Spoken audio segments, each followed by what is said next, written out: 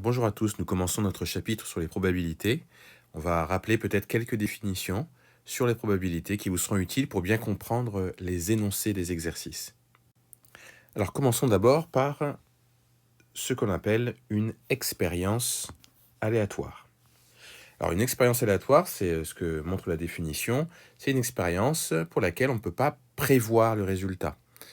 Par exemple, si vous lancez un dé, vous ne pouvez pas savoir a priori si vous allez tomber sur 1, 2, 3, 4, 5 ou 6. Ou alors si vous lancez une pièce de monnaie, vous ne pouvez pas non plus deviner si vous allez obtenir pile ou face. Donc on peut dire que c'est une expérience aléatoire. C'est une définition en gros, quoi, hein, mais on pourrait aller un peu plus dans le détail. En tout cas, il faut retenir cette idée d'expérience aléatoire. Alors ce qu'on appelle maintenant une issue d'une expérience aléatoire.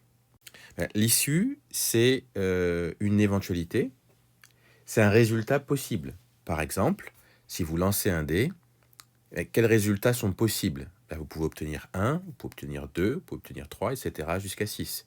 Eh bien, ces nombres-là, obtenir 1, 2, 3, etc., ce sont des issues. Et si on considère l'ensemble de toutes les issues, pour un dé, ce serait les nombres de 1 à 6, pour une pièce de monnaie, ce serait pile et face, eh bien, l'ensemble de ces issues, on l'appelle l'univers. Et l'univers, on l'écrit comme ça, avec cette lettre grecque. Ça s'appelle oméga, c'est un oméga majuscule. Alors ensuite, ce que l'on appelle un événement, je vous donne un exemple ici. Un événement A, ça pourrait être, par exemple, si on lance notre dé à 6 faces, obtenir un multiple de 3.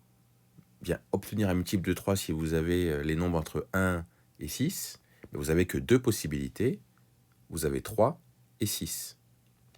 Donc, l'événement obtenir un multiple de 3 a deux issues, 3 et 6. Donc un événement, c'est ça. C'est un sous-ensemble, une partie de l'univers.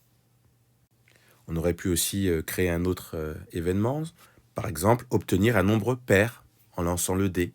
Mais obtenir un nombre pair, c'est un événement qui a 3 issues, puisqu'on peut obtenir 2, on peut obtenir 4 et on peut obtenir 6. Voilà donc pour ces quelques définitions. On continue sur ce qu'on appelle des particularités liées aux événements.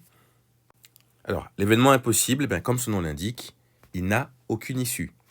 Je reprends mon exemple de lancer le dé. Si vous lancez un dé et qu'on vous demande obtenir un 7, ça, c'est pas possible, puisqu'il n'y a pas 7 sur le dé.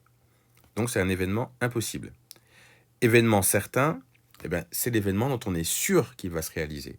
Par exemple, si vous dites obtenir, en lançant le dé, on reste là-dessus, obtenir un nombre entre 1 et 6, ça, vous êtes obligé d'obtenir ça quand vous lancez un dé. Donc, c'est un événement certain.